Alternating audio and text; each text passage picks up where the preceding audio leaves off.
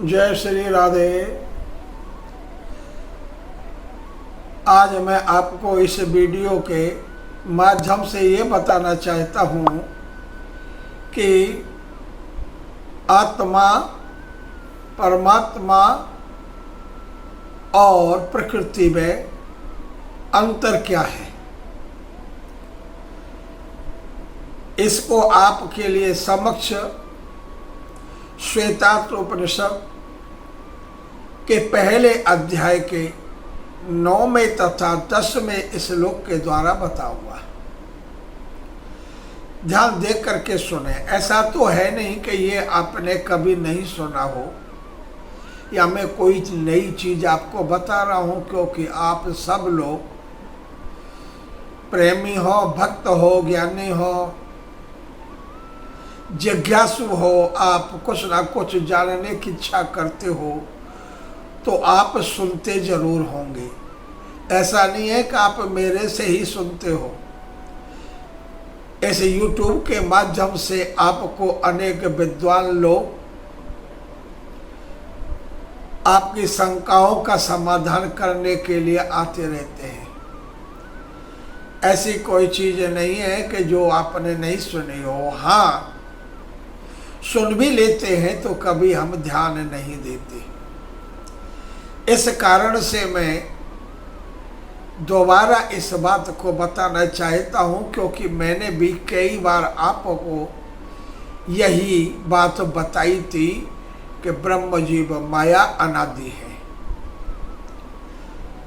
सदैव से है, सदा से है, पहले थी, आज है और आगे भी रहेंगी। लेकिन हम लोगों की आदत कुछ ऐसी है कि आप लोगों को बार बार इन चीज़ों को क्यों बताते हैं, क्यों सुनाते हैं, कि हो सकता है कि आप उसको सुन करके कुछ दिन के लिए आप ध्यान रखते हैं, पर उसको आप भूल जाते हैं। इसलिए आपको बार बार स्मरण दिलाने के लिए ये चीज़ें आपको हम लोग बताते रहते हैं। ठीक है ना। क्योंकि किसी ने एक दृष्टांत में कहा था कि एक संत महात्मा थे, उनके पास में एक पीतल का कमंडल था जिसको अपने साथ रखते थे पानी के लिए। उसमें भिक्षा पात्र भी था, तो उस भिक्षा को भी उसी में डाल लेते थे। तो वो पीतल का पात्र था, तो वो जल्दी गंदा होने की वजह से, काला होने की वजह से रोजाना उसको अच्छी तरह से मिट्टी के द्वारा या राख के द्वारा अच्छी तरह से उसको मल करके उसको साफ करते थे, जिससे वह गंदा न हो, चमकता रहे। एक दिन एक भक्त ने आकर के कहा, महाराज जी आप इसको बहुत रोजाना किसी को घिसते रहते हो, कितना बढ़िया तो चमक रहा है, क्या जरूरत है इसको रोजाना इस तरह से घिसने की, धोने की। अरे पानी से निकालो, हो गया साहब। महाराज बोले, संत बोले, ठीक है बच्चा, अब तुम्हारी बात को भी माने लेते हैं। तो उनको, उन बच्चे को या अपने शिष्य को या अपने भक्त को ये समझाने के लिए कि हम आपके कहने से चलो इसको पानी से ही धोए देते हैं। वो 8-10 दिन तक उसको कूचे से, राख मिट्टी से ढंग से नहीं मांजा, यानी नहीं रगड़ा। 8-10 दिन हो गए। 8-10 दिन में वह पीतल का था तो वो काला पड़ गया, क्योंकि पानी के डालने से, धोने से वो कभी साफ नहीं होता। पीतल है तो और काली हो जाती है, जंग सी लग जाती है। अब एक जना वही से आकर के देखा कमंडल को, कमंडल तो बहुत काला हो रहा है, तो वही कहने लगा, महाराज जी इसको ढंग से साफ कर लिया करो ना, देखो ना कितना काला हो रहा है। तो संत बोले, बेटा मैं यही तो आपको बता रहा था कि इसको जब मैं रोज अच्छी तरह कूचे से साफ करता था, मिट्टी से, राख से, तो ये चमकता रहता था। अब मैंने इसको बीच में आपके कहने से साफ ही नहीं किया, पानी से डाला, धोया और बस छुट्टी हो गई, उसके कारण से काला पड़ गया। अगर इसको रोज का मैं साफ करता तो फिर ये इतना गंदा नहीं होता। ठीक महाराज जी उस शिष्य को यही बताना चाहते थे कि हम आप लोगों को इस अंतःकरण की शुद्धि के लिए पीतल वाला कमंडल जो है नहीं आपका डोल कमंडल पीतल का, ऐसे ही हमारा अंतःकरण है। इस अंतःकरण को रोजाना साफ करना चाहिए। जैसे हम अपने रोजाना नित्य अपने बर्तन को अच्छी तरह से साफ करते हैं, तो इस अंतःकरण को भी हमको साफ रखना चाहिए, रोजाना साफ करना चाहिए। रोजाना का मतलब है किससे साफ होता है ये अंतःकरण? मेरे प्यारे भक्तों, ये रोजाना अंतःकरण जो साफ होता है तो इसका कूचा केवल एक प्रभु चर्चा है, सत्संग है, कीर्तन है, कथा है, प्रवचन इत्यादि। इन्हीं से ये अंतःकरण हमारा साफ होता है। जब हम नित्य प्रति कथाओं को सुनेंगे, सत्संगों को सुनेंगे, कीर्तन में जाएंगे, धर्मोक्त अध्ययन करेंगे अपने शास्त्रों का, तो हमारा अंतःकरण शुद्ध और साफ ही रहेगा, वो गंदा नहीं हो सकता। इस कारण से हम आप लोगों को बार बार इसको सुनाने की चेष्टा करते हैं, जिससे आप अपने अंतःकरण को शुद्ध रखें। ये बात आपकी समझ में आ गई होगी। यानी सुने सुनाए को दोबारा सुनना चाहिए, क्योंकि उससे परिपक्वता आती है। ऐसा नहीं है एक बार सुन लिया तो हो गया काम, हम सबको जान गए। ये भूल कभी भी नहीं करनी चाहिए। हम किसी को सुनते हैं तो बार बार सुनने से हमारी उसमें परिपक्वता आती है। इसलिए हमको प्रवचनों को, सत्संग को बार बार ही सुनना चाहिए। आते हैं इस वीडियो में जिसके लिए हम आए हैं, तो हमने ये बताया था कि आत्मा में, परमात्मा में और माया प्रकृति में अंतर क्या है। इसको आप सुनिए इस श्वेतारूप उपनिषद से। पहले अध्याय का ये 9वां आपको श्लोक है। ज्ञावजावीसो नैसा वजा हिरेका भोक्तृ भोग्यार्थ युक्ता अनंताश्चात्मा विश्वरूपा हिरय कर्ता त्रियम यदा विदन्ति ब्रह्म में तत्। ये श्वेतार्थ उपनिषद के प्रथम अध्याय का 9वां श्लोक। तो ये बताते हैं, देखिए, जो ईश्वर है, जो परमात्मा है, जिसको हम ब्रह्म कहते हैं, वो सर्वज्ञ होता है और सर्वशक्तिमान होता है। क्योंकि उसको सर्वज्ञता इसलिए ऐसी कोई जगह नहीं है जहां पर वह परमात्मा न हो। हर जगह पर परमात्मा है, हर जगह पर भगवान है, हर जगह पर ब्रह्म है, जिसको आप जो भी कह सकते हैं। ठीक है नहीं? क्योंकि एक को ब्रह्म द्वितीयो नास्ते, ब्रह्म के अलावा और कुछ नहीं है। सर्वम खलम इदम ब्रह्म, जो भी कुछ आपको दिखाई देता है ये सब भगवान है, क्योंकि भगवान सर्वज्ञता में आता है। वो सर्वज्ञ है, सब जगह है, सब में समान रूप से शक्ति को दिए हुए हैं। ऐसा नहीं है कि किसी में छोटी थोड़ी और किसी में ज्यादा हो। चींटी से और हाथी तक सब में वह बराबर शक्ति प्रदान करते हैं। अब कुछ लोग तो ये कहते हैं कि शक्ति में तो ताकत ही कितनी होती है, वहां में तो बल ही कितना होता है, उसमें तो शक्ति ही कितनी होती है, तो उसमें परमात्मा ने इतनी छोटी शक्ति दी। और हाथी को देखिए कितना बड़ा शरीर है, कितना शक्तिशाली है, तो उसमें कितनी बड़ी शक्ति भर दी। ऐसा कभी नहीं होता। जो शक्ति चींटी में है वही शक्ति उस हाथी में भी है, उस शेर में भी है, आप में भी है, मुंह में भी है। यानी हर जगह सब में बराबर है, कमती और ज्यादा नहीं हो सकती। समझना, समझाने के लिए मैं आपको बताता हूं। चींटी और हाथी का जो कुछ लोग कहते हैं यही कि हाथी कितना शक्तिशाली होते और चींटी में क्या दम होता है, उसमें क्या शक्ति होती है। देखिए, भगवान की तरफ से शक्ति जो चींटी को है वही हाथी को है। आपने देखा होगा, उदाहरण के तौर पर समझाने के लिए,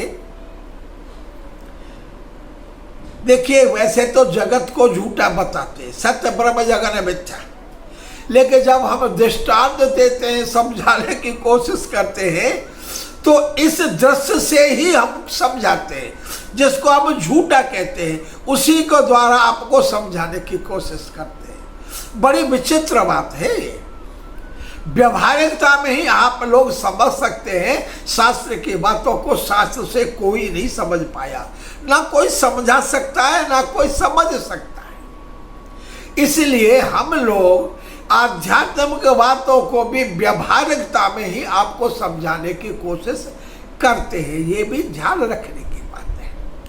देखिए, वही बिजली जीरो वाले बल्ब में जाती है, वही तार है, वही वोल्टेज है जो उसमें जाते कुछ से जीरो वोल्टेज के में, जीरो पावर के बल्ब में, जिसकी पावर ही जीरो है, लेकिन बिजली उसमें भी उतरी जाती है। और वही बिजली अगर जो जीरो वाले बल्ब में जाती है, अगर वही बिजली, वही तार आप 60 बांटो, 100 बांटो, 200 बांटो, 250 बांटो, 1000 बांटो, बिजली वही जीरो बल्ब वाली उतरी वोल्टेज की उसमें भी जाती है जो 1000 वाट का होता है।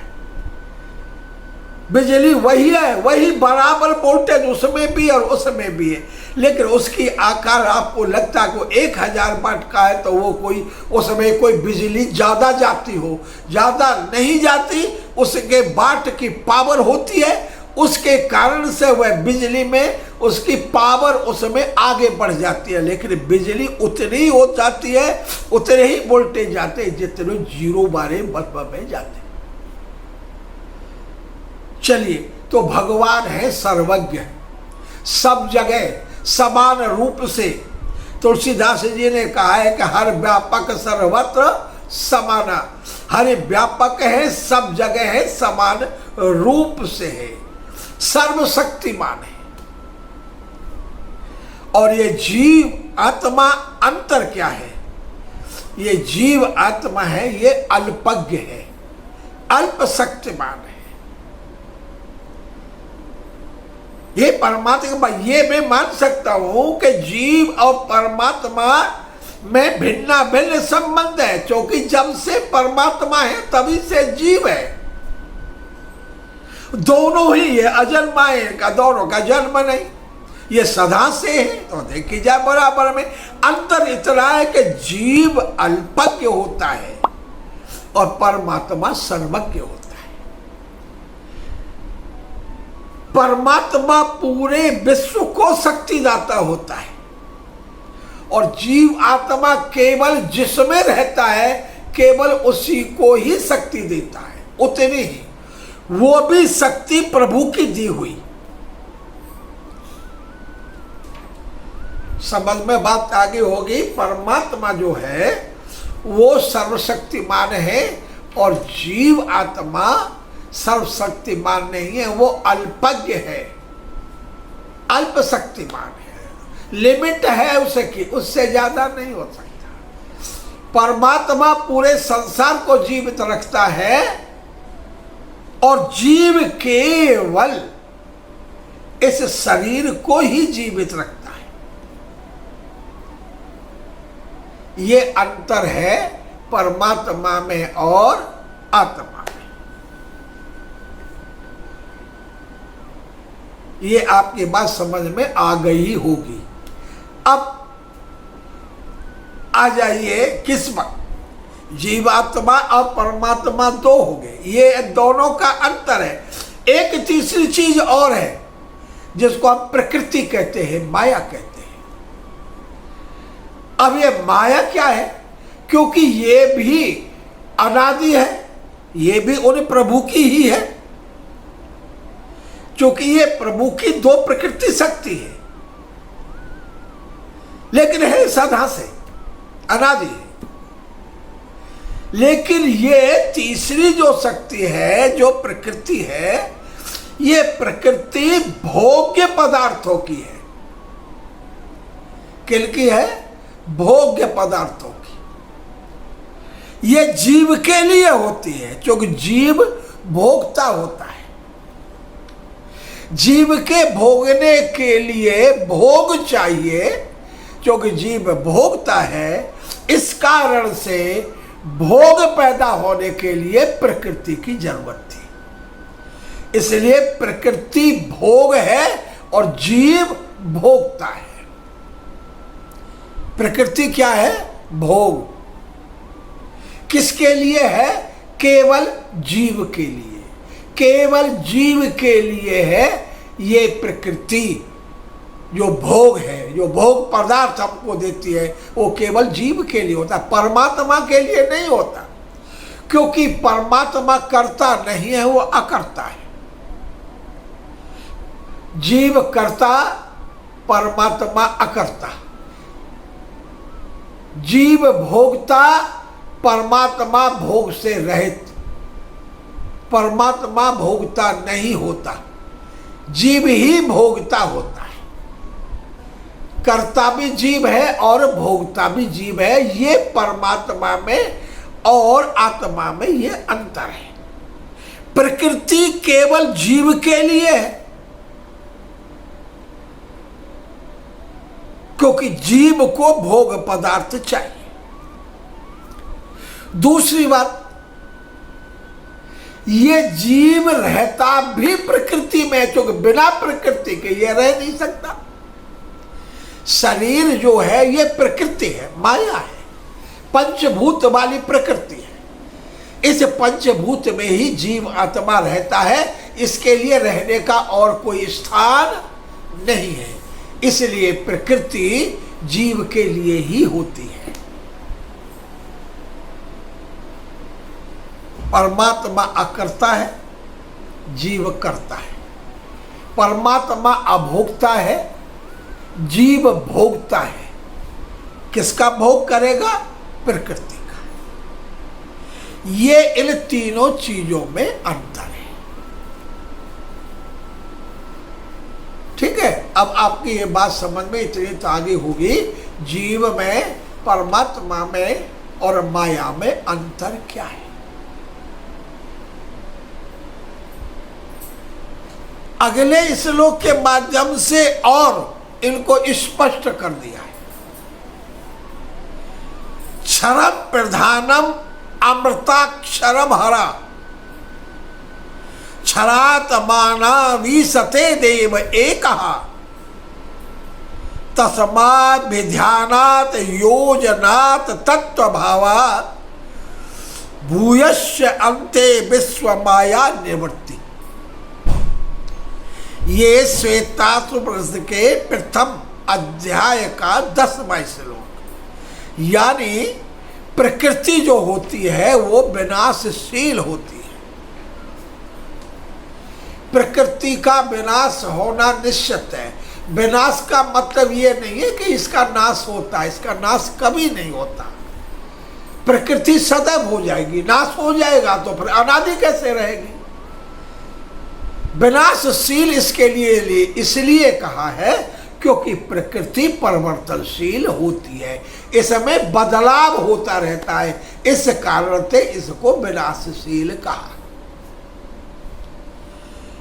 दूसरा, जीवात्मा अमृताक्षरम, अमृत स्वरूप अविनाशी है। जीव नाशी नहीं है, आत्मा नाशी नहीं है। आत्मा अजर है, अमर है। ये अमृत पिया हुआ, ये अमृत स्वरूप अविनाशी है, इसका नाश नहीं होता। यानी कि जड़ तत्व अविनाशी नहीं हो सकता। जड़ तत्व है प्रकृति, इसलिए प्रकृति जो है वो विनाशशील कही गई है। लेकिन आत्मा अविनाशी कहा गया है, क्योंकि ये जीवात्मा ये अमर है, ये इसमें ही रह करके रहता है। लेकिन इन दोनों के ऊपर, इन दोनों के ऊपर एक है, देवो एक कहा।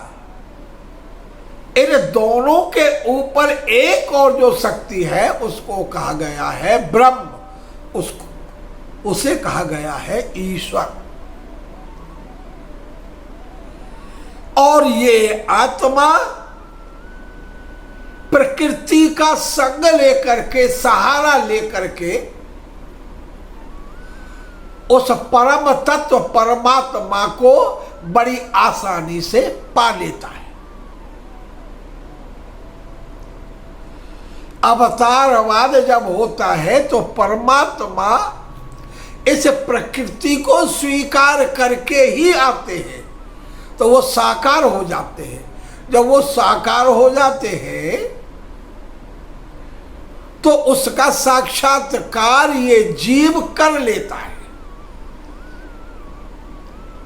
इस कारण से ये तीनों शक्तियां अपनी अपनी जगह पर है, अपना अपना कार्य करती है। लेकिन एक साधन है, बिना इस माया के प्रकृति के भी उस परमात्मा को पहचाना नहीं जा सकता। जाना जा सकता है, पहचाना नहीं जा सकता, क्योंकि एक परमात्मा का नाम आनंद भी है। आनंद को हम पा सकते हैं, अनुभूति उसकी होती है, लेकिन उसका दृश्यमान नहीं होता, हम उनको देख नहीं सकते।